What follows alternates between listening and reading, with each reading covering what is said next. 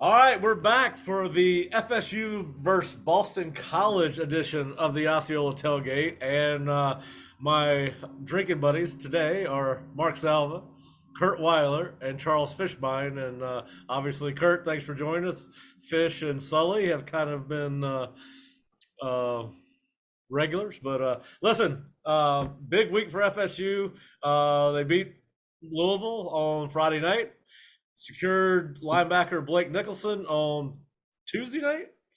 I think it was Tuesday night, and are getting ready to go up against a struggling Boston College team that could mean Florida State gets off to a 4-0 start. I think we want to go back and talk about Louisville, but we can. But obviously, Curt, one of the biggest things coming out of the Louisville game, besides Tate Rodemaker, Johnny Wilson, and Kalen DeLoach's performances and the win, was a handful of injuries. It seems to be that the only one we've really got an update on is Jordan Travis. Just talk a little bit about what you've seen from Jordan this week in practice.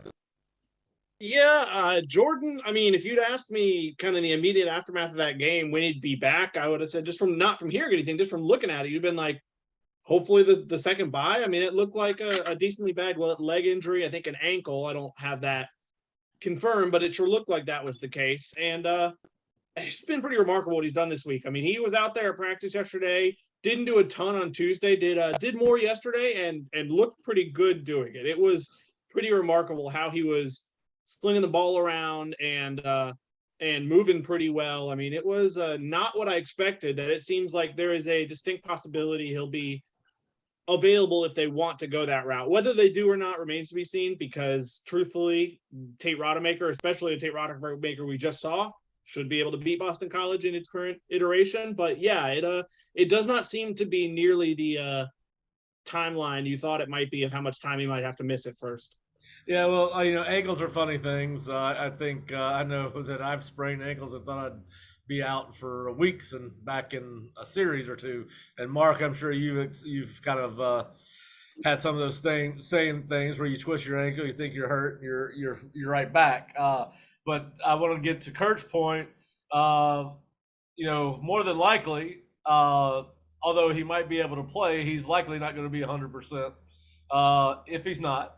But listen, and he's going to have 2 light days, Thursday and Friday, and all day to rest on Saturday. And but Mark and Fish, if he's not 100%, do you play him against Boston College? I mean, obviously the kid wants to play; he's practicing, right? Fighting through it. Do you play him? I mean, I think so. I think as long as he can't hurt himself anymore, ankles are funny things, man. It can be really, really sore. And there seems to be this line that you get when it just feels great, even though you might be limping a little bit, it just feels really good. And so, it looks like he got to that point between Tuesday and Wednesday's practice a little bit where it felt pretty good. But, I mean, if he can't hurt it anymore, I think you play. Look, we're not in a position we can take anybody for granted. And we need our best 11 out there every chance we get. So, yeah, you play him if you can. Well, I'm more if you're going to practice and play him. So if you're going to if you can go out there and practice him, he probably needs to play. Plus, listen, it's it may be his final. I don't know. It could be his final year at Florida State. He wants to play in every game. Obviously, wants to be continue to lead this team, and he is the leader of the team. But Fish, what are your thoughts on it? I think he's playing if he's practicing. I think he should play. I think the thing that we all worried about is we know how Jordan plays when he plays hard, right? And you can't take that away from him, and he's probably not going to take that away from himself. But what are your thoughts on Jordan if he's not absolutely 100%? The one thing that they got to do is make sure that if he does play, to tell him, listen, if it's even close, just throw the ball away. Don't take any unnecessary shots that you don't have to take. His strength is running, so it's going to be limited a lot in this game.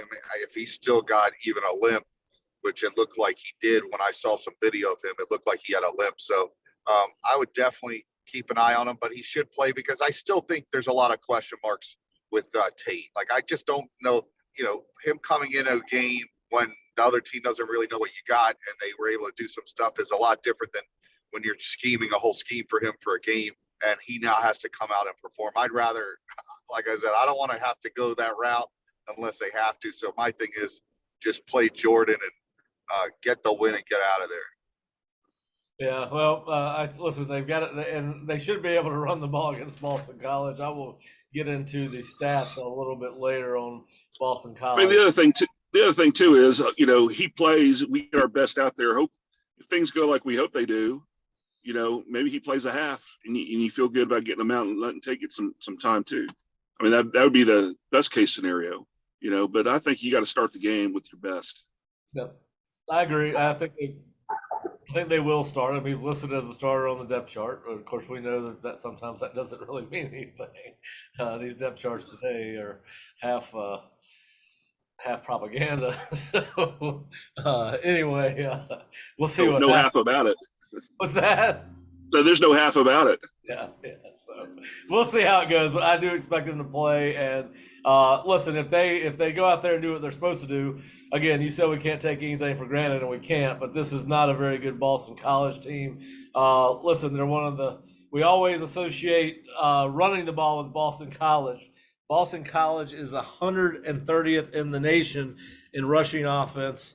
They're averaging 16.5 yards per game versus FBS competition, and only 48 yards per game on the ground. If you factor in their game against Maine, their only win, which was 38-17 last Saturday night, but certainly not the Boston College team we thought we were going to face.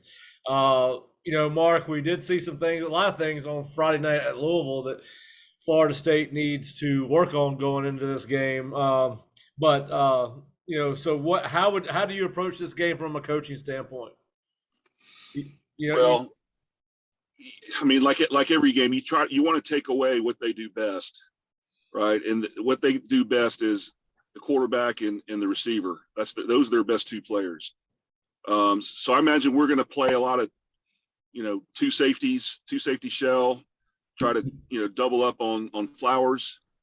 And that's going to leave us with a light box a lot of times. So it's going to be incumbent upon our front seven to be able to meet the challenge. And look, that right now they're really struggling on the offensive line. They've lost some key players, and that's you already talked about the stats, struggling to run the ball, and we need to make sure that trend continues, because the way they're going to hurt us, they can hurt us is with Flowers and Jerkovic. How do you say his name? Quarterback?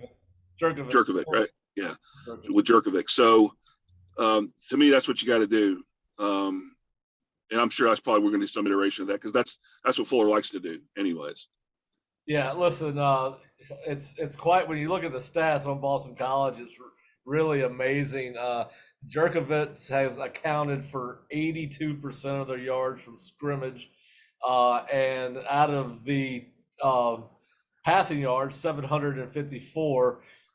Zay Flowers has made up about 37% of their, actually 38% of the receiving yards. So they're pretty much a two-man show. They're giving up 4 sacks per game overall, 4.5 sacks against FBS opponents. Another, 9. They're 109th in tackles for losses against per game. Giving up 9 per game. And we saw the impact that could have on your on offense at Louisville. I mean, it was one of the things Florida State did not do well. Listen, Florida State's defense should be a great number. You should be able to build some numbers on this: tackles for losses, sacks.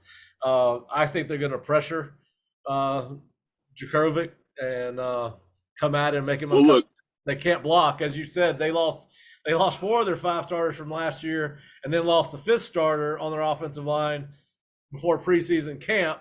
And right. I believe they've had some guys that started the season this year that are now down, and they are way into the weeds on offensive linemen at Boston College. Well, nobody knows what a problem that is better than us. Yes. Right? I mean, what are we going to say, Kurt? It sounds like they might be getting their guy who started at left tackle back for this game, possibly. He started the first game and then got hurt. But in that game against Rutgers, I think he gave up 5 pressures and 2 sacks. So it's not exactly a great guy that they're bringing back into that role, even if he does make it back. Yeah. So Good news is they're getting their left tackle back. The bad news is they're getting their left tackle back. yes. I mean, I think had to start a walk on or a former walk on. I don't know which it was last week. And I mean, yeah, listen, it's rough times. I mean, I'm Kurt, getting PTSD just listening to this. you were talking about it the other day. It seems like in 2020, Jeff Hafley was one of the guys that everybody was preaching about in the COVID year, where he went 6-5, and they would have gone to a bowl, but they turned it down, I believe, if my mind remembers this correctly. And then they're a 1-2 football team with looks like could be a very bleak year. And he could, as I said, the Guru Bird does not stay on anyone's shoulder very long. And nope, he's a fickle SOB, isn't he? Yes, he is. And that Guru Bird is probably going to fall off Jeff Hafley's shoulder this year. And boy, I mean, you look at their schedule and you look at what they've done through 3 games, and it's a long season and they could get better. But this is not a very good Boston College football team. The only major statistical category that they are the top half of NCAA football is passing offense at 61st in the nation, and that's 251 yards per game. But what's crazy is you factor out that Maine game, they are 80th in passing offense and not in the top half of any statistical category at as good a quarterback as they've got against FBS opponents, 217 yards per game. So listen, this game is stacking up in Florida's favor. They're fairly pedestrian on defense. They do play hard. They've been good against the pass. Actually, against Virginia Tech and Rutgers, they actually really good against the pass. Only gave up 125 yards per game on average to both. Now, Maine actually had more success than either of the 2 FBS opponents. But then run defense, 77th overall, 89th in the country if you factor out Maine. So giving up 178 yards per game. And then that's why they didn't give them any passing yards to Virginia Tech, because they didn't have to pass. Well, that's the other part of it, right? Yeah. So, and I guarantee you they'll see the pass on Saturday night in Doak Campbell Stadium. So, I think you're going to see some big plays in the passing game. I think. Listen, we thought Florida State would come out and run the ball against Louisville, and they were pass happy early. So, listen, I think they'll I think Florida State will throw the ball early and really test the BC secondary, because I think that it does know it can run the ball if it has to go back to running. But so we've talked a little bit about defense. Kurt, you've been researching Boston College a little bit. How do you see Florida State going up against their defense as far as what they're going to game plan? Yeah, I mean, I think it could be another heavy dose on the ground. I mean, Rutgers put up over 200 yards, average over 5 yards a carry, ran for 3 touchdowns on them. I know VT had some success there as well. I mean, I think the secondary may be the strength of that team. I think it helps those stats a bit that I don't think Rutgers or VT have especially prolific passing quarterbacks. But I mean, yeah, these stats are all pretty meager across the board, and I think it bears mentioning. I mean, they haven't played a Clemson yet. They haven't played. I think Rutgers and VT are both fine teams that could win in the neighborhood of six games.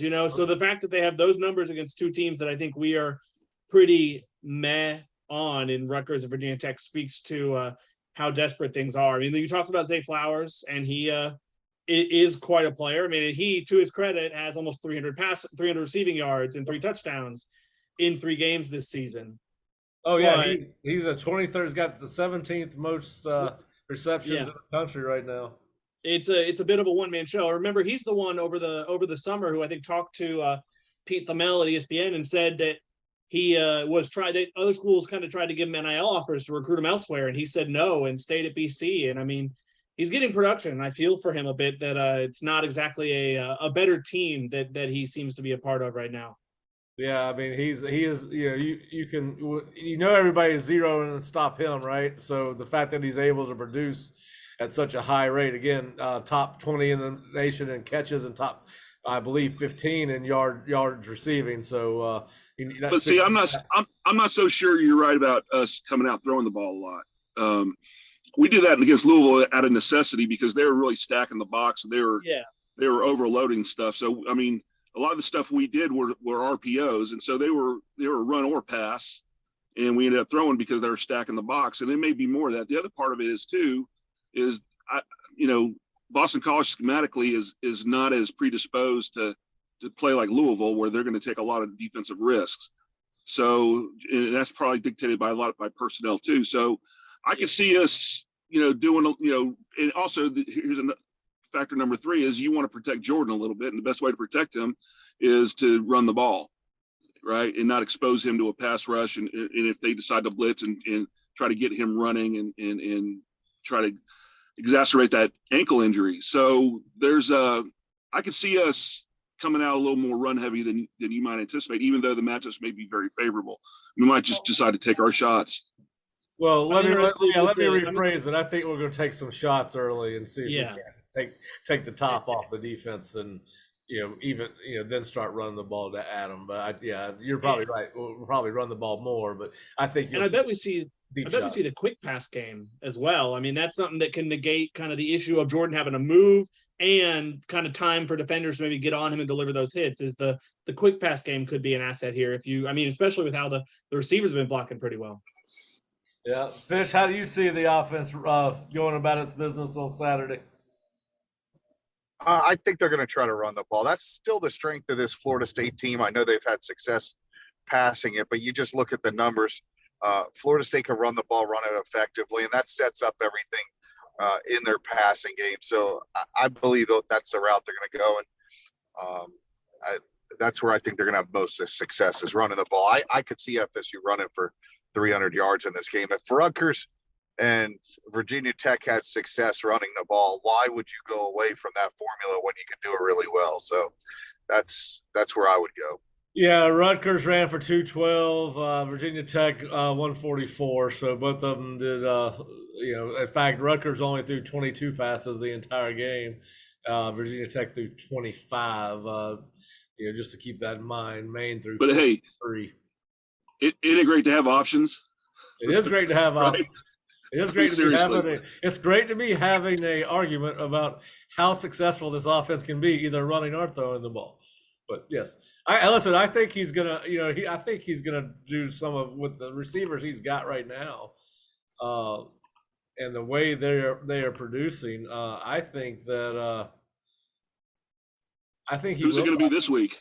Who's it going to be this week? I think he will try to come out early and do the old Steve Spurrier thing: throw the ball in the first half, then kill everybody with the run in the second. That's yeah. I mean, we had Pokey the first week against LSU. We had Johnny Wilson last week. So who is the star of the week wide receiver core? Yeah, who's stepping up this week? Deuce Spahn. Who you got, Kurt? You've been in practice all week. Deuce Spahn, yeah. Deuce didn't play at all against Louisville, which is interesting because he is a guy. I mean, you talk about taking the top off. He could do that. I'd say Micah's due with what he's been doing some in the blocking game. I think Malik McClain has similar playmaking I'm going ability Malik. to Johnny Wilson. Yeah, I think Malik might be a good choice. I'm going Kentron Portier. He was the one against Duquesne. You're talking for the Portier Naissance. Yes, he had a nice practice the other day. I'm looking forward to seeing Kentron this game. He was getting some praise from the head man in that particular practice. So yeah, I'm gonna go with Kentron. Listen, when's the last time we thought we could talk about which wide receiver was going to be more productive? These are all brand new, fascinating conversations we're able to have. It really is. So, Fish, you're kind of quiet. Who's your breakout receiver for this week? I said Deuce. Deuce will be the guy that I think breaks through that. All right. Yeah. All right. So listen, it's going to be a beautiful night. It's going to 8 p.m. kickoff, ACC Network. Kurt is predicting temperatures somewhere in the 70s around kickoff. High of 87, low of 65. You told me at practice yesterday that you thought 70-ish. Around kickoff. That's what the forecast said. I'm not. Okay, I'm no meteorologist. I'm no weatherman. You know a meteorologist, I'm sure. But anyway, so should be ideal conditions. Florida State opened as a 15-point favorite. I think once news got out that Jordan Travis was indeed practicing, that probably influenced the line. It's now at 17.5. Is there any chance that Boston College comes in here and does the what would be shocking, which is to win this ball game, let alone keep it close. Mark, I'm gonna go with you. What's your prediction for Saturday night? No, I mean, I don't think they have the ability to, especially all the issues they got going on, to win the game. But I think it'll be, if we're able to take care of business really early and maybe get some other guys in the game, that might keep things a little close, But I'll call it 40 to 17. Ooh, there's somebody that needs to go call Vegas right now. Curt, who you got? What you got? I'm not going to say they have no chance. I mean, Florida State has improved. Florida State is not all of a sudden some invulnerable team by any means, but I do think it's a game. I think it's a game that won't be especially close, and it's kind of Florida State could probably do more, but doesn't feel a need to. Lets off the gas a bit, kind of gets guys out of the game once the game's in hand. I'll say 34-10. Okay. So everyone right now should be betting the Noles. Fish. Yeah, listen, Halfley's a great coach. I really believe that. I think he's a great young coach. But when you're talking about all the injuries that they have, it's a lot to overcome. Florida State's at home. I say 38-17. It could be close for a half, but I think FSU is just going to wear them out. So. All right. Well, I had, when all this started happening, if Florida State was healthy, totally healthy, and we knew who was playing and who wasn't, and all those great things, but if I knew that they had 100%, everyone, Jordan Travis is 100% healthy, I think this is a blowout game. I don't think it's anywhere close. I had 45-14 at one point, but I'm gonna pull it back, and I'm gonna go 35-14 FSU. I think that they are a much better team with or without a fully stocked depth chart. I think that it's when you struggle to run the ball the way Boston College does, and listen, I don't know if you guys saw the Boston College Virginia Tech game, but Virginia Tech was beating the living crap out of Jerkovic. He was frustrated. He was on the ground just about every play. I just don't, I think Florida State's every bit the team that Virginia Tech is, if not better. And listen, you 3-0, got a chance to go 4-0. For what is supposed to be a crowd of about 70,000, I just think it's going to, the atmosphere, being back at home, all the confidence they have after beating Louisville without Jordan for 3 quarters. I think the recipe is right for Florida State to win. So I think we'll be talking about a 4-0 team on Sunday on Seminole sidelines. All right. So we've covered the Florida State. And we'll always work back to it because we'll have some picks later on and talk some star players. But all right. So it's been a pretty active week on the coaching front, guys. Things got a little bit frosty in the desert in Tempe, and Herm Edwards was the, I believe, second coach to be fired this season. He looked like he was let go on the field as he exited the stadium after he lost to Eastern. I believe it was Eastern Illinois or Eastern Michigan. Anyway, it was someone they should not have lost to. Herm Edwards was fired.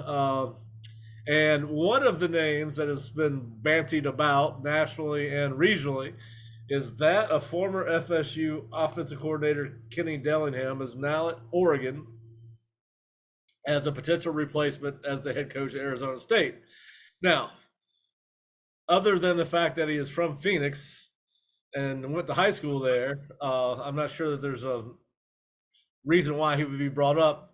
I want to ask you, Fish and Mark and Curt, is there any chance that Kenny Dillingham beats out guys like Dan Mullen for a job like Arizona State? Even Deion Sanders his name's going to be mentioned, but what are your thoughts on how Arizona State handled that? I listened to Joe Klatt yesterday, and he did say that Herm Edwards was fired as he was walking off the field, which somebody caught on tape. First of all, what's your take on that, and what's your take on a guy like Kenny Dillingham getting an Arizona State job? Fish, I'll start Well, with getting fired these days, I don't think it's as bad as people think. I'm sure he's going to have a big buyout, so that check doesn't it softens the blow. But yeah, I mean, Arizona State's kind of been like that North Carolina job of the West Coast, always that sleeping giant. It's a very good job. They got money. They got it's a good school, fun school for kids to go to. So you got to think that job is going to attract a lot of good names. You look at somebody like even like a Chris Peterson who coached at Washington as a West Coast guy. You got to think someone like that will be in the mix for that. They're going to have this is a year, if you have an opening, that you want an opening. There's no big time Texas, there's no Alabama, there's no Florida State, there's no Notre Dame, there's no Florida, there's none of the bigger programs right now have opened up. I mean, Nebraska, yes, so you're gonna have to compete with them, but it's a good year to have an opening like an Arizona State, and you're gonna probably have a lot of good options to choose from. So I seriously doubt they'll choose a coordinator that's never been a head coach. I would think they would go the head coaching route. Yeah. What about you, Mark? What do you think about all that? How he's fired, number one, walking off the field. Yeah, no, I mean, nothing surprises me anymore. There's so much at stake, and the money's so big. I mean, you're paid millions of dollars to, deliver results, and so there's not a high tolerance for bad results. So that really doesn't surprise me. That the ones I feel for, of course, are the assistants and all the ancillary support staff that are attached to her. Those are the ones that really suffer because now they're scrambling for jobs. Their focus is no longer on the season. I mean, it's how it is, Pat. I mean, it's a tough deal for families of assistant coaches and all the other support staff. So, Herm's going to get a nice buyout, and those guys maybe have multi-year contracts, but still, your livelihood. So, I feel for those guys because I've been there, right? In terms of Dillingham, we talked about the guru bird, right? So that guru bird nests on certain individuals for periods of time, but he never nests long. He's a fickle SOB. So right now, for whatever reason, Kenny Dillingham has that guru bird on him, so he better jump on it while he can, because honestly, after that performance against Georgia, that was slightly embarrassing to me. And it looks like they bounced back last week and in the subsequent weeks. But hey, whatever. Honestly, I have no feel for Arizona State or what their I don't know their profile is and how obviously they're a Pac-12 school that's a big school and like they have a pretty nice recruiting base. They're really close to California and they should be able to do well, but for whatever reason, never really have here lately. So it could be an attractive one for the right person, but it sounds like, as a first head job, I'm not so sure. I think you need somebody that kind of knows how to build a program. And I mean, you mentioned Dan Mullen. I think he'd be a great fit at Arizona State. And then you got Peterson too. And then listen, you're probably going to have some other guys that are good head coaches that may want a job, like a guy like Brian Harsin, say.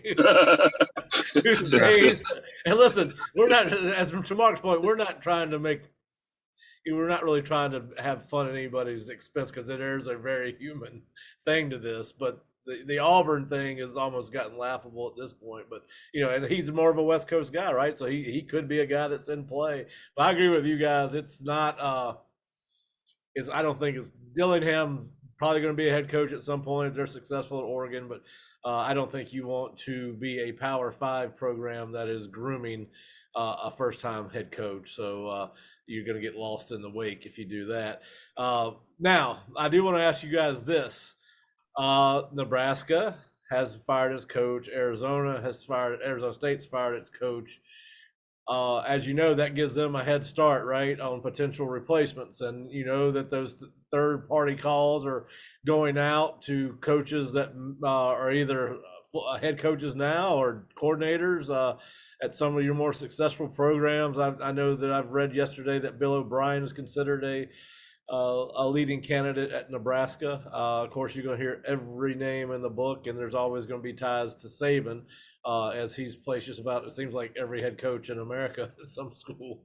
But, all right, to my point, I digress.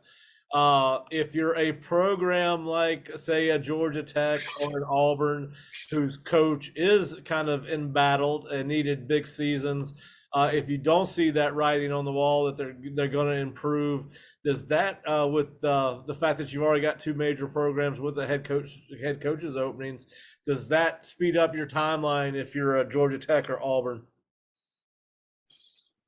Auburn's got to pay a lot of money, so I think they're going to be a lot less quick to pull that trigger and see how the season plays out, because all of it, if they can win a few games in a row, all of a sudden they don't feel so quick to pull the trigger. But Georgia Tech's, I think they're one more blowout away from pulling the plug on that one. I mean, it's close. It could have happened already. I could see that one going south real quick and them pulling the plug in the next week or two. Yeah, well, he's. We'll talk a little bit about his game a little bit later, but he's got a tough one this week. One thing you got to factor in is your ability to land one of these other guys. What you don't want to get in the situation of you let a guy go with a certain target in mind and you can't get them, and now where are you? Right? You're scrambling, interviewing candidates, and that can go on for a long time before you can finally get somebody you want to get. But so that's got to factor into it a little bit. I don't know who Georgia Tech thinks they can get. I saw Deion's name thrown around a little bit in the media. I don't know how. Yeah, the crazy thing about the wrinkle with Auburn is they don't have an AD right now. Didn't their AD resign right before the season started? They got like an interim guy right now. So do you want to make that? You probably want to make that move before making a coach. I thought Jimmy Raines their AD. Isn't that right, Pat? Yes, yes, yeah. I mean, it all goes into how weird that I mean, that is a place unlike any other for sure. Yeah, listen, I think that's a done deal. I think they've got a lot of money. I think that Harsin, unless he just has a miraculous recovery, goes 8-4. I think they're done with that experiment. And is it fair to him though? Because you go back and look at what he did at Boise State. He's obviously a very good football coach, but I'm not sure that fit. We hear Mike Norvell talk about fit a lot between players in a school, and I think there's a lot to be made for that between a coach and a school. And no question. I don't think that's the right fit, and I could certainly see a guy like Harsin ended up back on the West Coast as a head coach. It's hard to win anywhere. It's certainly hard to win when you don't have the support of the administration or the fan base, and I think that one's going to be done by the end of the. And I'm going to tell you who should be whose name should be coming up on all of these coaches searches as they open up. Is damn Lance Leopold at Kansas, who's Kansas to a 3-0 start. In fact, we're going to talk about this later. We're going to pick this game. And if you had told me that we were going to be picking a game on week 3 that features a 3-0 Duke team versus a 3-0 Kansas team, but what Lance Leopold has done everywhere, and he's at Buffalo is a hard job. And he won there, and he has made quick work of getting those Jayhawks turned around. I mean, how impressed? Listen, he's got to be a fit for him, right? He's more of a Midwest guy, so you would think he'd be a fit for Nebraska, and maybe not a place like Auburn if Auburn were to come up. But boy, what a season those guys have had. Yeah, I mean, he was at the Florida State mega camp this year, and I got to meet him. And if you could win at Buffalo and then go win at Kansas, I think you can coach. I don't think that should be any question, because Buffalo and Kansas have to be two of the hardest jobs in the country to win at. 3-0, beat a good Houston team last week. I think they're going to beat Duke this week and go 4-0. And he's coached at Nebraska before. It's a natural fit. It's a natural fit coaching in Nebraska, and he's won national championships at the D2 level. This guy's a winner wherever he's gone, and I think he will probably be the number one guy on Nebraska's list before it's all said and done. Yeah. I mean, it's impressive what he's done. But all right, so we've kind of covered the coach's hot seat part of our, which we like to talk because we know a lot of coaches. So we like to figure out. I like talking about it. It's fun, and these guys they make it fun to talk about because they start getting rid of people in week now. What are we? 3 weeks into the season, 2 coaches gone, more to come. All right, so let's move. We'll go. We usually review games of the week, but are there any national games that stood out to you guys last week other than Florida State, Louisville? Anything that stood out to you about week 3 of the season? Auburn, Penn State. That was unbelievable. That Auburn just capitulated that game. They did that was capitulate. I mean, it was not competitive for the most of the game. You're right about that. It was not near as close as I thought it would be. In that South Florida game, that was I thought they had that one, man. Golly, moral victory for South Florida. He almost made that field goal despite the snap. Like you saw the snap. Yeah. And he still almost got that field goal through I mean, I think if they don't take that, if the bad snap doesn't lose them 10, 15 yards right before then, I think they probably make the field goal. Yeah. And I don't know what that was about. I don't know if that's Florida looking ahead to Tennessee. I don't know if that's South Florida finding a quarterback or I don't know. I mean, I could not figure out what that was about. Florida's run defense looking rough is what it was about. Yeah, well, listen, I almost text Jeff to your point, Mark, because they almost beat Florida, but I did want to text him that coaches don't they don't care about no. I texted Brad. I did text Brad after the game, his dad. Winning and losing, but I started to text Jeff, and I was like, he doesn't want to hear from somebody after a near loss, so I didn't do that. Listen, probably the game that stood out to me was Syracuse-Purdue. It was a wild game.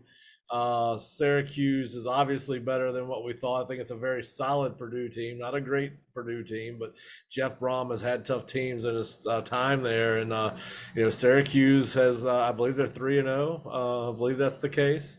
They are 3-0. Robert Anai has done wonders with that offense, the former BYU and Virginia offensive coordinator. So that's probably the game that kind of shocked me the most. I think there were 40 points scored between the two teams in the fourth quarter. And then, of course, the other one, I think a lot of people, Washington getting after Michigan State the way they did, the score looks a lot closer than the 39-28 final score that it was. Washington dominated the majority of that game. What'd you think, Fish? The coach at Washington, I had watched him a couple weeks earlier against Kent State, and I know it was Kent State, but the guy at Washington, the DeBoer guy that came over from Fresno State, Washington's a different team. They are very good. I think they're the sleeper team of college football this year. I don't know, they may win the Pac-10 or Pac-12, whatever it is. I think USC is very good, but their defense is terrible. Watching USC late last Saturday night, their defense is probably one of the worst in college football while they have one of the top offenses. But the Georgia-South Carolina game, Georgia, it was impressive against Oregon, but them treating South Carolina like Wofford the other day was, I mean, to think that they're better this year than last year. And if you go look at their schedule, where's Georgia going to lose? They don't play Alabama. They don't play any of the teams really in the West. Their toughest team is going to be a Florida team that I think is going to be decimated with injuries by then. And I know Kentucky. It's always a rough. Kentucky could be a game, but they don't have many on this. What? Tennessee, maybe. Maybe, but Georgia's really, really good. I mean, Georgia will out tough Tennessee. Heupel's not. He doesn't produce tough teams. Yeah. I mean, Kentucky has a line of scrimmage, in that they might could compete with them that way, But they're just impressive. They're just so big and physical, and they look like one of those teams that if you look at the eyeball test, I think they're number one, and it's not close. I think there's a major drop off between them and everybody else. Well, not only personnel wise are they elite, but man, they are well drilled. I mean, they are well coached, man. I mean, the timing on their passing game, their schemes, the guys knowing what to do. You don't see a lot of mistakes out of that team, and you see what's evident to me is the timing on the passing game. There's obviously very well drilled. But Mark, they've gotten to that point where last year they thought they could win. This year they know they could win. It's made a big difference, you know? Yeah, absolutely. I'm gonna tell you It's what. made a big Watching those two tight ends they got is a lot of fun. Yeah. it's Those crazy. kids can play football. I mean, they're unbelievable. But yeah, listen, they look like a machine. And if you had told me you were going to open up with Oregon, Samford, and South Carolina, and your closest game was going to be against Samford, I would have. That's crazy. I mean, I know they pulled the dogs off, right? Against Samford, played a lot of young people, a lot of probably. But anyway, but I mean, South Carolina is a pretty decent team, and they honestly that game was not close from the moment it started. It's just they are taking care of business. That's what. Listen, great foot. We've seen it at Florida State. Even in 2013 when they were great and they played NC State and the game was like 28-0 before you got even be able to grab a beer. I mean, good teams. Mark's seen them. You guys have seen them. They're just special. Like those type of teams are when you see them, you know what they do? You know what they do? They take your will early, yes. right? Yes. They totally they take your will. I mean, you could see early in that game, after the first drive, they were still kind of whatever. After that second drive, they were like, screw it, man. We ain't got a chance. That's exactly what happened. Yeah. Beamer got mad at the one reporter after kind of asking, like, do you think your team quit? And it's like, no, they didn't quit. It's just like their will to win that or will to be in that game was totally lost. They didn't quit. Their will to compete was zapped out. Can we talk about the Sophie's choice of games for FSU fans? Can we talk about Jimbo versus Miami? Sure. Listen, that game totally shocked me. I thought Miami would go in and beat them. I'm totally shocked. You thought Miami would? Yeah. I wasn't. I didn't think Miami earned their ranking. I saw nothing from them. Listen, I know, and Mark, and maybe you'll agree with this. I know people say Jimbo loses these games that he's not supposed to. All right, fine. But the one thing is, he does in games that he knows he has to win, his teams are prepared. You could say whatever you want, but the games that he circles on that calendar, he knew when he played Florida, he knew when he played Miami, he knew when he played Clemson.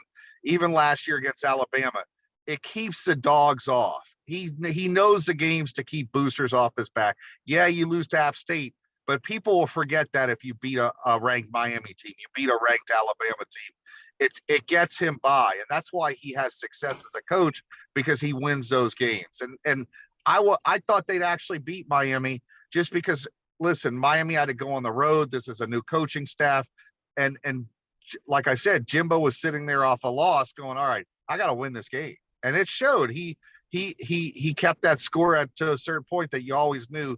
Never in that game did you really think it was in doubt that you thought Miami could win that game, really. It just, they never had any momentum. He sucked it out of them with his game plan, and he did a good job. He did a good job coaching that game. So it sure helped him that Tyler Van Dyke could not hit a single deep ball at all in that game. He looked pretty dreadful in that game, in my opinion.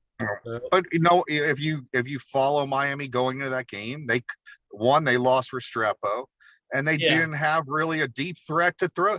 He's missing Rambo. Yeah, he definitely is missing Rambo. That team their receivers are kind of like what FSU had last year. A lot of good guys that could get you the 7, 8, 10-yard catch, but nobody that could stretch the field. And if you can't stretch the field, teams could come bring extra guys in the box. They could start pressing your receivers, and that field gets a lot smaller when you have nobody that could stretch the field. And that's Miami's problem right now. And Mario went after guys up front to be competitive, and they showed that their offensive line is much improved and they were able to run the ball, but they just don't have playmakers at receiver. And that's why it was easier for Texas A&M to defend them. And they did a good job of it. I'm gonna be honest too. I didn't think their scheme was all that creative either. They seem to be pretty generic in terms of their offense. It says Gaddis is their OC, right? So I wasn't all that impressed, to be honest.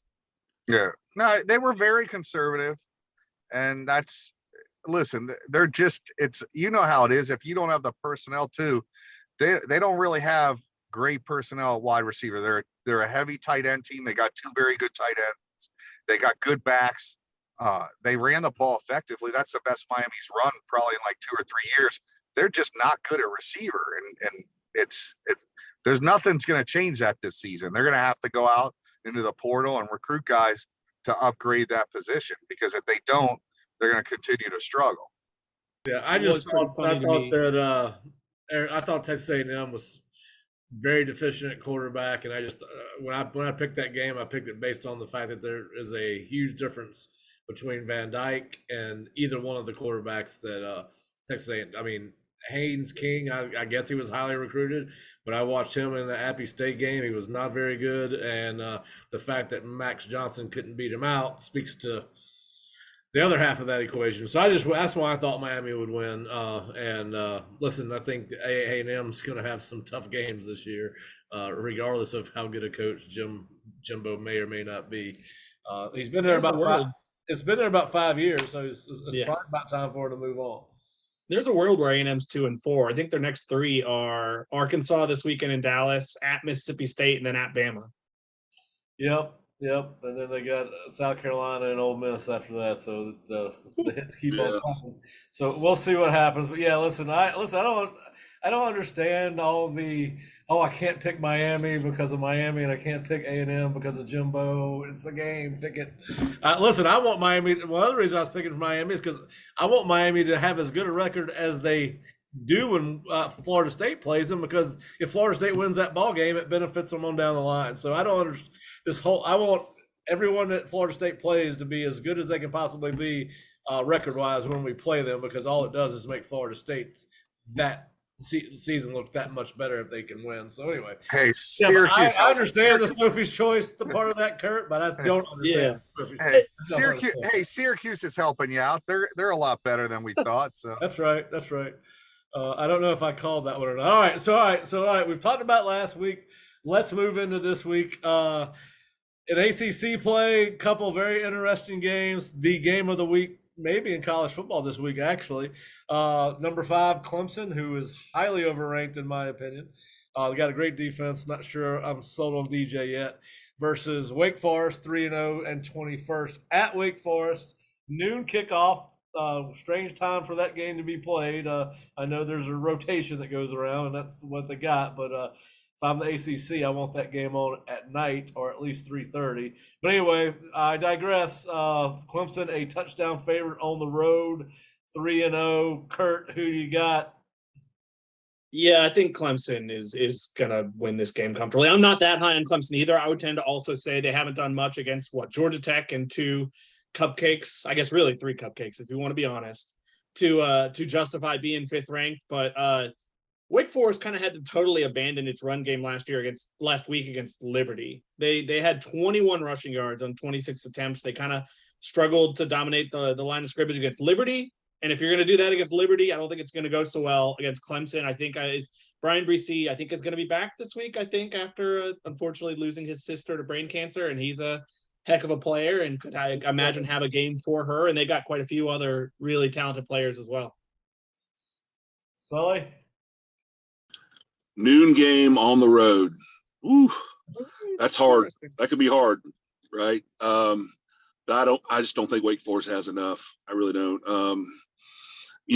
I will say this: Clemson offensively is going to struggle, and I am not sold on them offensively, especially with their line. But defensively, they're just too good. I just don't see how Wake's gonna score that many points against them, even though it is noon. That is the one factor that you just don't know sometimes. If Clemson goes over, they're all sleepy eyed. And that atmosphere already is kind of a bummer, anyways. That stadium and and then you get the noon thing, man. That's the only thing that kind of makes you pause a little bit.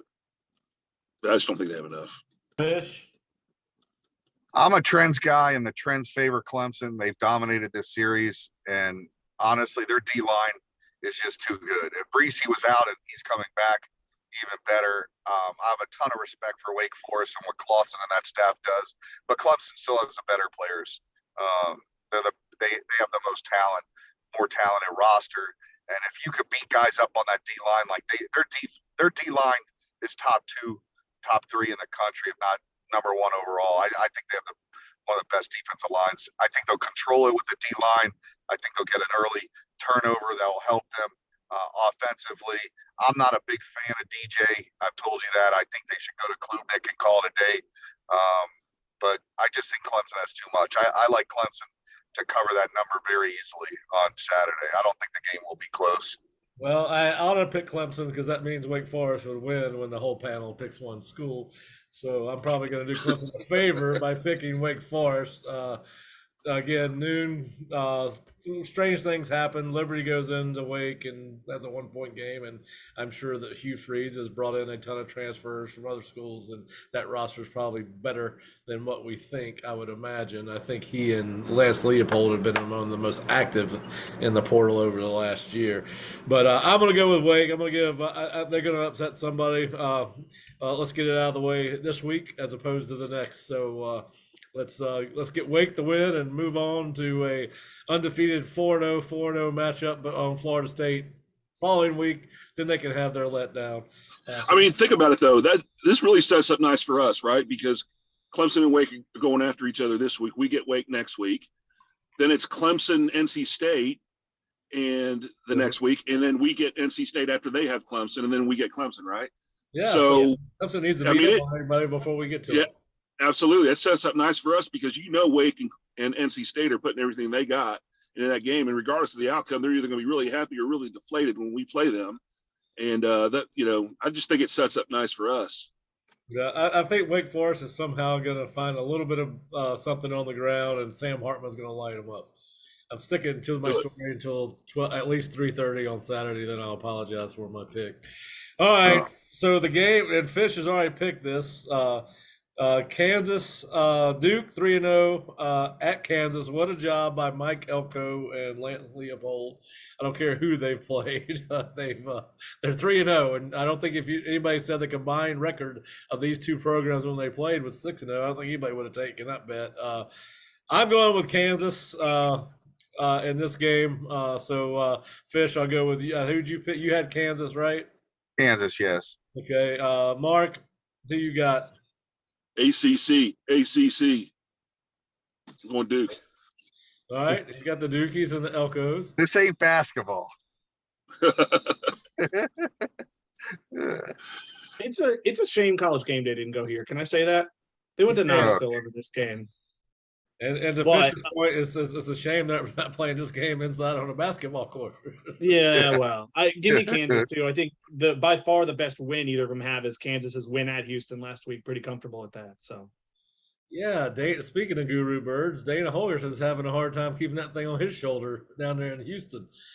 They're not having a great season. All right, so a game that will be played probably about the time this podcast / videocast comes out. West Virginia on the road at Vatech.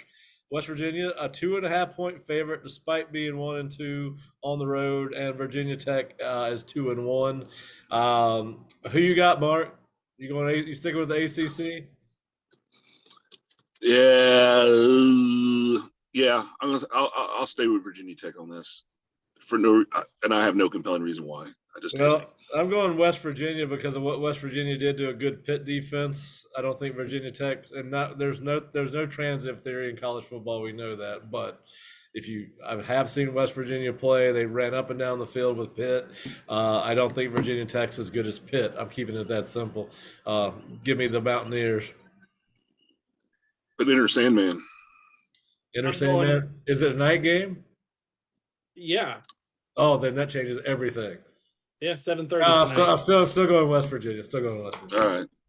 I don't really have a read on this game. I'm going to say VT because it's one of those games. I mean, Neil Brown's got a fairly hot seat at the moment. I think if they lose this one, it definitely gets even a bit hotter. So give me VT.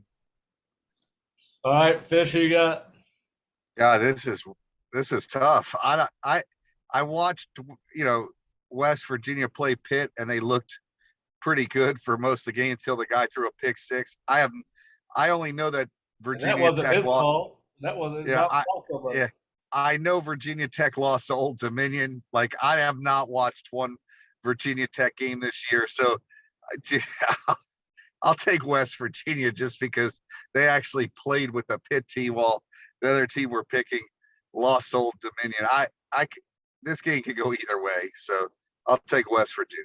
All right. Well, probably in a game that's got more personal interest to Mark and I than it does the listening audience. But USF 1-2 after a tightly contested game in the Swamp against the Gators. Jeff Scott goes on the road to take on the 1-2 Louisville Cardinals, where Scott Satterfield's team is 14.5-point favorite. Obviously, that nest is going to get very warm in Louisville if they get beat by USF. Mark, did USF expend too much energy in the Swamp on Friday? Saturday to be competitive with Louisville? I think so. I think this is a case where a game beats you twice. It's hard. When you're learning how to win, you're a program that's struggling to get its footing, and you come out of a game like that, it's just cycle, and then go on the road to Louisville after what happened last week when we played them. Now Louisville does, I don't know how their injury thing panned out after our game, but they lost some key guys too. And I don't know if that'll be an issue or not. Those receivers that went out for sure. But Malik is just, I think he's just too good. So I'm going to go Louisville. Fish. Yeah, you bring it up. This game kind of reminds me of the year like FSU played Georgia Tech. Georgia Tech won. They went on the road and played UCF and got blown out. I just think USF, this is a bad spot for them. They're going on the road to play a Louisville team that just did play they played their best game of the year. They have the best player on either team. Malik's the best player on the field, and he has the ball in his hands a lot. I don't see this game being close. I think that they're going to go past that number, the -14 you're talking about, and Louisville will probably win pretty handily. Yeah. Curt, who you got? Agreed. Louisville pretty comfortably. I think they may exercise some demons from letting last week's game get away. Yeah, listen, I agree with everything that all of you said, so I'm going to agree with you. I think Louisville gets this one going away. Listen, now we have some hot seat games this weekend. And it's not why I picked them. I picked them because they're either nationally relevant or there's something interesting that stands out. Well, they're not all nationally relevant, so the first one certainly is. Notre Dame, who's gotten off to kind of a rough start at 1-2, goes to North Carolina, who might be the luckiest 3-0 team in college football. There's a lot of lucky 3-0 teams, but they are among the luckiest. Listen, I don't think there's any way Marcus Freeman would ever be on the hot seat in year one. But if he loses, he's 1-3 and some tough games coming up. Certainly not make year two comfortable. But it's way too early. I mean, Notre Dame's got some talent, unless Brian Kelly left a cupboard empty, and that's why he got to Baton Rouge. But 3-0, North Carolina is a 1.5 favorite at home. Fish, I'll let you start with this one. You got the luck of the Irish, or go ahead? I'm a big fan of Drake May. I think he's he'll be one of the top quarterbacks in the ACC over the next couple of years. They're not very good defensively. Notre Dame's very good on the defensive side. Drew Payne, I believe that's the kid's name, that's the quarterback now at Notre Dame. He actually camped at FSU and was very good at their camp. And I remember him. It's taken him a while, but this is why you don't give up on quarterbacks. He got a little something going last week. I like the Irish this week. I think they'll pull off the upset against North Carolina. I'm not sold on North Carolina when they're in a game where they got to show their toughness. Notre Dame showed that they were very tough defensively against Ohio State. They held them down for pretty much 3.5 quarters. I think the Irish bounce back this week and get a nice win. Mark? Yeah, I think North Carolina is just too loose. They got some things they got to tighten up big time, especially defensively. And I just think Notre Dame, they're a little more battle tested. And I think personnel wise too, they're probably just better. So I'm gonna go with Notre Dame on this one. Curt, who you got? I'm gonna differ. I'm gonna say North Carolina. You talked about a Drake Mayfish. I think he will be. I mean, you talked about what they did against Ohio State, and that's true. But they've had some moments of struggle in the weeks that followed against losing to Marshall and then almost losing to Cal. I mean, that was a game into the closing minutes, and I don't think either of those teams are especially good. So I'm not. I haven't seen enough of Notre Dame's offense to think they're going to be able to take advantage of that pretty weak North Carolina defense. Yeah, I think it's listen. You look at Notre Dame's schedule; they've almost got to get this one. They've got BYU next, Stanford, get a break at UNLV or with UNLV, then Syracuse, Clemson. So this is a really a huge game for Notre Dame as it pertains to bowls and everything else. And I do wonder if Gene Chizik wishes he was sitting back in the SEC studios with Laura Rutledge. Lord knows I wish I was. Anyway, listen, I agree with Kirk. I think Chizik will eventually get that straightened out. Something seems amiss to me at both places, but more so at Notre Dame than North Carolina. I just can't figure out why, as much talent as North Carolina has or supposedly has, they can't do anything on defense. And then, Notre Dame has not looked very good offensively to me. And I think they're going to have to score some points. And I'm not sure if they can do it even against North Carolina's defense. So I'm going to go I'm going North Carolina. Boy, it's hard to pick a Mac Brown to coach football team, but I did. Hey, he's not coaching against Florida State. He might win this one. That is true. That is true. All right, another hot seat game. Poor Jeff Collins now has to take his team on the road in his tight shirts and his whatever he wears and all the weights on the field for lifting and TheraBand stretches and all the crazy things Georgia Tech does. 1-2 at Central Florida as a 20-point underdog. Listen, if Central Florida were to lose, there's going to be some grumblings about old Gus. All right. So I don't think there's any way Georgia Tech loses, but I also don't know that UCF has a great quarterback either. So I'm going UCF. Yeah, go ahead, Fish. Yeah, Georgia Tech just is a hot mess right now, and I don't see anything changing that. They're going on the road to play a UCF team that has athletes and can play with them, and I'm kind of like I agree with you, Pat. I'm kind of disappointed in how Miles Zahn's teams have been at UCF so far. I thought he would really take that conference by storm and dominate it. He hasn't. And the team, the Plumlee can't throw a forward pass, but he can run, and they can run the ball, and they got defense. I think it's going to be UCF on that one. Mark, who you got? I got upset special. I'm going with the Fighting Winkies. I think Chris Winkie calls a great game with Jeff Sims and beats the Gus Bus. No, that would go a long way to helping Jeff Collins, that's for sure. Kurt, who you got? It's tough. I mean, what you all have talked about, UCF's offense has not blown me away, but I just struggle to give much of any confidence to Georgia Tech from all we've seen through 3 games. So yeah, I think UCF's gonna cover in a pretty ugly game. All right. Well, let's move on to a little SEC play. Missouri 2-1 at Auburn 2-1. Auburn a 7-point favorite. Listen, if Auburn does not win this game, Brian Harsin is out by Sunday night. Listen, it's hard to believe 2 years and 4 games in, or 1 year and 4 games into a tenure, and it's not right. He is under fire, but Auburn's boosters and power brokers will go crazy if they don't. Listen, it's not a great Missouri team, I don't think, but Auburn looked awful against Penn State. I don't know that they have a quarterback. I don't know what Missouri's got. I think Auburn's in dysfunction. I'm going Missouri. Yeah, same with me. I watched Missouri against, was it Kansas State? No. They got waxed, right? They didn't get waxed. It was close for a little bit. But bottom line is, Auburn's just in disarray, and that whole program is swirling right now. So many distractions. So that'll go one of two ways, right? Either they're gonna circle the wagons and everybody fight for each other, or everybody's just kind of doing their own thing. I'm gonna go with the latter and say it's gonna be Missouri.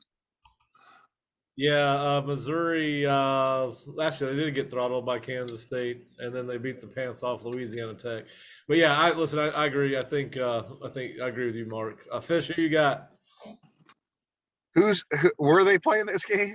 at Auburn? I believe All Into right. that Auburn. that's what I wrote down. I will reluctantly take Auburn. I'm not a fan of. The one thing is, I do think Missouri's got very good receivers. I saw them in their spring game. They got some talent, but they just don't have a quarterback to get them the ball. It's on the road. I got to figure Auburn finds a way to win. It'd probably be about a 17-14 type game. We may see like them set football back a few years, but I'm reluctantly taking Auburn with a stinker here. Kurt, who you got? Yeah, I think this is really not a hot seat off. I don't think either fan base, especially enthused with their coach at the moment. I don't think Drinkwitz will get fired if they lost. I think Carson would.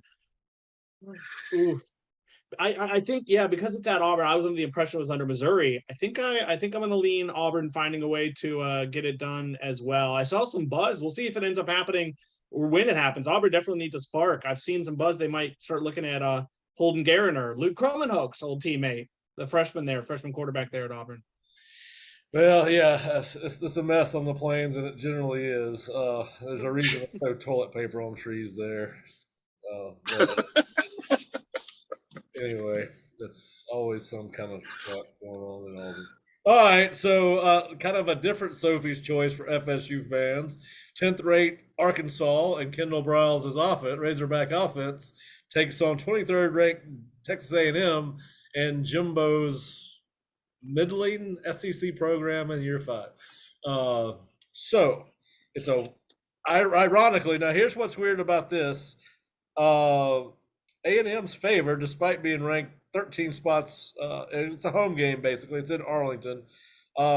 Listen, I'm not betting against Sam Pittman right now. He's as good. He's done as good a job as anybody in the SEC. Not named Nick Saban or Mark Stoops. And it's hard to argue with the success they've had there. KJ Jefferson looks like he's coming to his own. Missouri State and Bobby Petrino, they played them tough. I'll give them that. And Arkansas kind of got lucky to get out of there, but we've seen that happen on a regular occasion in college football. I'm going Arkansas, and I think Arkansas by about 10 points. Yeah, I think I agree with that. It's you simultaneously. I mean, you worry a bit about what you saw from Arkansas last week, but at the same time, I think there were factors that play there. Obviously, Petrino. The issue's never been coaching with Petrino. The issue's been some other stuff with him, and I think he is a heck of a coach. Yeah, I'm not convinced A&M's going to be able to score enough points to keep up in this game. I mean, you talked about the skill position talent Arkansas has. It starts with KJ Jefferson. I'm just not sure A&M can keep up. I think Arkansas wins comfortably. The one thing I guess could be working against them, that maybe they're looking ahead to Alabama next week, but I mean, you can't exactly look at, this is like a rivalry game for them. So I don't know if you're exactly looking past the top 25 opponent in a rivalry game. Yeah, I got to say Arkansas. I just don't see A&M putting up a lot of points. I think Arkansas will. As I said, they'll score more points than A&M will. So by virtue of that, they're going to win the game. I'm probably the only one that's going to pick A&M. I'm going to take A&M 24-21. I said, I love Jimbo. You just love you some Jimbo. Hey, it is what it is, man. I think he's a good coach. I know what everybody else feels like, so it's all good. Oh, I think he's a good coach. I just think, I think that. I'm not. Jimbo too. I just don't see them scoring points. I just don't. They look. I understand that, but they got weapons and they got guys that they can score. The Nia Smith kid and the other running back, I think will get more involved. Yeah, I think they'll get more involved in the offense and they'll break a couple big plays in this game. Like I said, I think Sam Pittman's done a great job, but I don't think Arkansas is all that great this year. I think these teams are relatively close and it's within a touchdown either way. I see it could go 24-17 either way. So we'll see what happens, but I'm going to take A&M since you guys are all taking Or somebody's got to be different, and I'll be the bad guy here. Oh, Fish. You're still different, even if you pick the same games that we did. Still different. All right. So our last game of the day, and there's more that I would like to pick, but we're short on time. A game that looked very much more intriguing on the national landscape last week, because I did not expect Michigan State to get beat by Washington, but Minnesota 3-0 at what was a very good Michigan State team to start the season. The funny thing here is Vegas has Minnesota as a 3-point favorite, but the ESPN FPI, and I'm assuming this involves trends, Fish, they give Michigan State a 60% chance to win. So kind of conflicting the analytics versus what the money is saying. Listen, I want Minnesota's boat to get sunk every weekend. PJ Fleck's annoying. And I know he's a close personal friend of yours, Fish. And I hope he rows his boat right into the bottom of the Lake Erie. Man, you guys, you know what? You guys trip me out. Anybody I like, you guys want to sink their boats. That's hilarious. Oh, he's the only one I know that's on a boat. I hope he throws that thing right into whatever lake sits there. It's a land of 1,000 lakes, right? There's plenty of places he should be able to sink that thing. But Michigan State's going to sink his boat this week. Mel Tucker's coming back with a. They're going to get him. I don't know. Listen, I don't care if they win by a point. Just win the ball game. I'm going Michigan State. I haven't seen Michigan State or Minnesota. I saw Minnesota play last week. One thing is PJ does like to run that ball, and they are big up. They are big up front. I don't know where they find their linemen. I know they're like a lot of them are from probably Minnesota and the Midwest, but they are a big team up front. I agree. I'm actually going to go agree with you. I think Michigan State, coming off a loss, Tucker's a very good coach.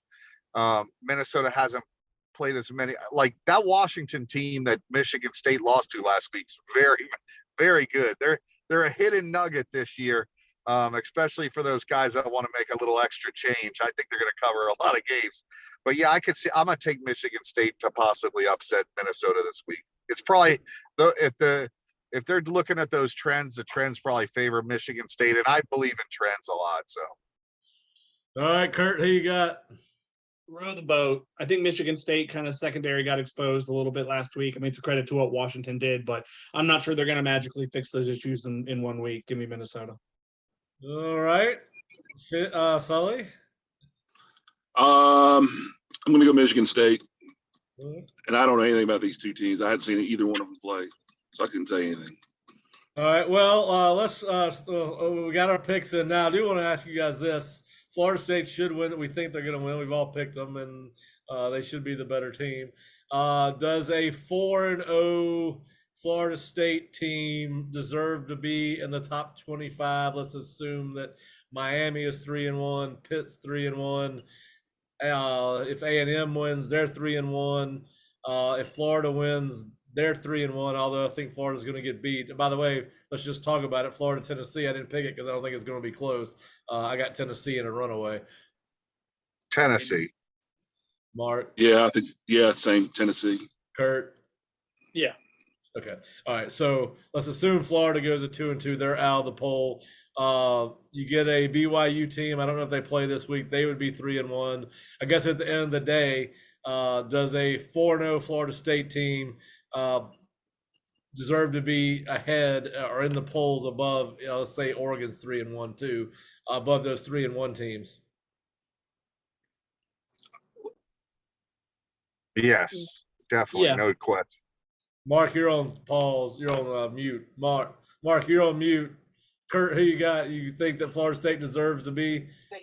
They probably should have been this week. I mean, if you're looking at it from the standpoint of not where Can you hear me? We can teams were in the preseason, and if you're looking now at, I mean, what teams have accomplished, not what you thought of them coming into the year, I think absolutely they should be ranked now, and I think they will be next week. Because I mean, we talked about, I mean, if Florida loses, that'll open up a spot. They won't stay in the poll at 2-2. They probably shouldn't be in there now, in my opinion. And Florida State's only 2 spots out right now, so I think they will be ranked if they take care of business, especially if they kind of take care of business like we think they will. Mark, you got us? I don't think he can hear us. All right. So let me ask you guys this. A lot was made, at least, well, not a lot, but there was some talk of why Florida State's not in the poll this week. There were a lot of, in fact, there are a lot of 3-0 teams in the Atlantic side of the ACC. If I'm thinking about half the teams, or maybe more than that, are 3-0. Listen, we exist. College football exists in a world where really, at the end of the day, about the top 10, 12 rankings matter, right? You got the playoff 4, and then you got the New Year's 6. So really, you need to be ranked really in the top 15 for rankings. 15 for rankings. Yeah, well, I mean, what is there? This rankings early in the season will have be a lot more fun to talk about once we go to a 12-team playoff, right? I mean, the discussion you could have at week 3 about a 12-team playoff is certainly much more interesting than talking about a 4-team playoff, where right now it looks like you got 2 locks. 2 locks, yes, Georgia and Ohio State, Michigan, probably one of the 2 will certainly be in. But I think what I'd like for us to do next week when we come back, we'll be a quarter of the way through the college football season. Let's select a college football playoff 4 and then a 12, because I think that the playoff's going to be here by the 12-team playoff will be here by 2024. I don't know what you guys think about that, but anyway, fascinating discussion on the polls. Mark, we were asking before we lost you for a second, do you think a 4-0 Florida State team will be in the polls next week if they can pull off a win against Boston College? Yeah, what I was saying was that's you're 4-0. You've got 2 league wins. You've got a Power 5 out of conference win against LSU on the road, essentially. I think that more and warrants a ranking. I mean, there are teams that are ranked that have nowhere near earned their ranking. And I think of Florida. I think of Miami. I hadn't seen anything out of them that's warrant as high rankings as they had, and where they still continue to be. Yeah. Well, listen, I know that rankings are important for recruiting and all that, but in a world where it's a 4-team playoff, and then you've got a New Year's 6 on top of that, it really, once you get past about 15th, the polls really don't matter. I mean, well, it will. It'll sort itself out, and the cream will rise to the top. But your starting point has a lot to do with it too, though. And where we're starting is we got a lot of catching up to do. So, look, we beat some of these teams on our schedule. We continue to win. We'll get where we need to be. All right, let me ask you guys this. When we wake up on Sunday morning or go to bed Saturday night, who are we talking about? What are we talking about? Who and what are we talking about from Florida State? Curt, I'll let you. We're talking about. Yeah, who and what are we talking about if Florida State is victorious on Saturday night against Boston College? I think we're talking about the 3 running backs. Okay. That's what I think. I think those 3 guys are going to have a big game. All right. So running game and Trayshawn Ward, Trey Benson, and Lawrence Toafili. Yep. All right. Who you got, Curt? Who and what are we talking about on Sunday after Florida State beats Boston College? Say we're talking about Derek McClendon. I think he could be in line for a pretty big game going against that BC offensive line. Are there questions about if Derek Hurst is going to play, and I think he's somebody who could benefit from that. And I would say we're thinking about, in terms of what, I think we're thinking about, we haven't seen a ton of ACC games like that recently for Florida State, where they're just far and away the better team, and it's just continuing towards the trend of what we've seen this season. Yeah. Well, I'm gonna go with the quarterbacks, regardless of who plays. I think it'll be fun. I think we're talking about Florida State wins. Any quarterback that plays has been successful, whether it's JT, Tate, or even Duffy, depending on how much time JT gets in the game if he plays. So, but I think, as we said, I think he's playing. But I think it'll be the quarterbacks.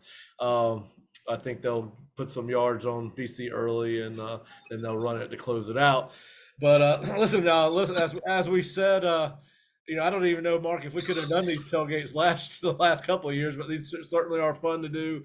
We hope you've enjoyed the listen. Talk a little bit of Florida State football against Boston College, and of course, kind of take a look at the greater landscape. We will be back Sunday with Seminole Sidelines.